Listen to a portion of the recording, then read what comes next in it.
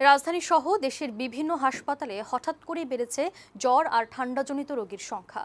পরিবারের একাধিক সদস্য একই সঙ্গে ভুগছে জ্বর, সর্দি, কাশিতে। হচ্ছে নিউমোনিয়াও। বেশি আক্রান্ত হচ্ছে শিশু আর বয়স্করা। এসব থেকে নিজেদের রক্ষা করতে সচেতনতাই বড় অবলম্বন বলে জানালেন বিশেষজ্ঞ চিকিৎসকরা। সালমা জাহান মুক্তার প্রতিবেদন। ৮ মাস বয়সী শিশু রোহান জ্বর ও ঠান্ডা লাগা নিয়ে হাসপাতালে ভর্তি হয়েছিল। ছোট্ট এই শিশু, জানা গেল সে নিউমোনিয়ায় আক্রান্ত। ছোট্ট সন্তানের অসুস্থতায় চিন্তার ছাপ মায়ের চোখে মুখে। জ্বর কমে না, শ্বাসকষ্ট কমে না, তারপর ওইখান থেকে আমাদের এখানে পাঠাইছে ঢাকায়। আমরা ঢাকায় এসে ভর্তি হয়েছি। এমন অনেকেই ভর্তি রয়েছে রাজধানীর শিশু হাসপাতালে। বহির্বিভাগে প্রতিদিন চিকিৎসা নিতে আসে অন্তত ১২০০ রোগী। এদের মধ্যে নিউমোনিয়া আর ঠান্ডা লাগা রোগীর সংখ্যাই বেশি। ৬ মাস থেকেই অসুস্থ, ওই ডাক্তার দেখাইতেই পরে আস্তে আস্তেই অসুস্থ হয়ে যায়। অন্যান্য ডাক্তার দেখানোর পর বলছে যে এরা ভিতরে কফ জমে গেছে। রাজধানীর অন্যান্য হাসপাতালেও প্রায় একই চিত্র।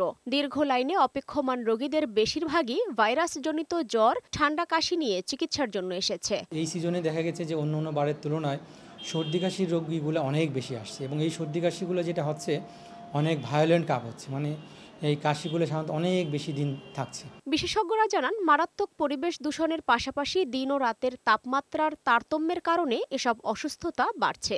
এক্ষেত্রে সুস্থ থাকার জন্য সচেতনতাই সবচেয়ে বড় অবলম্বন। বর্তমানে এটা ইনফ্লুয়েঞ্জা ভাইরাসের সাথে আরও কোনো রকমের ভাইরাস জড়িত কিনা সেটা তো আইডেন্টিফাই হয় নাই, তবে ফ্লু হিসাবে এটা বর্তমানে কাউন্টিং হচ্ছে।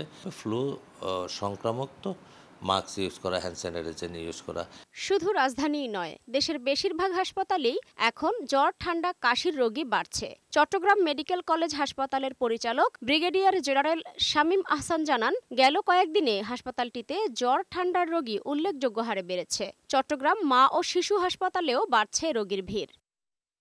এদিকে বরিশাল শের-ই-বাংলা মেডিকেল কলেজ হাসপাতালে গত এক সপ্তাহে প্রায় ১৫০০ রোগী ভর্তি হয়েছে। খুলনা শিশু হাসপাতালের ২৭০ শয্যার মধ্যে কোনো বেড খালি নেই। বাধ্য হয়ে বারান্দা ও মেঝেতে ঠাঁই নিচ্ছে অনেক রোগী। শয্যা খালি না পেয়ে অন্য হাসপাতালে যাচ্ছে অনেকে। সালমা জাহান মুক্তা, বৈশাখী সংবাদ, ঢাকা।